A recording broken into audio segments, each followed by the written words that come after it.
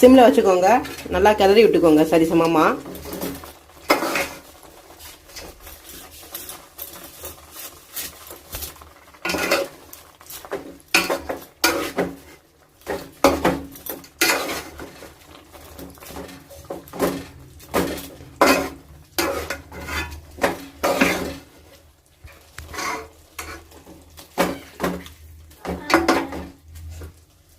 சிம்லேயே வச்சிருங்க, அதே தண்ணி இழுத்துக்கும்.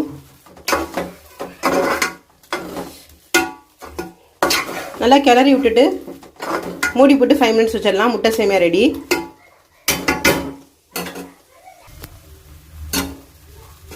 இந்த டிஷ்க்கு வந்து வாட்டர் குவான்டிட்டி, அப்புறமேட்டு எக்கு நல்லா வேகிறது, அப்புறம் மசாலாஸ் நல்லா வதங்குறது, இது மூணுமே பர்ஃபெக்ட்.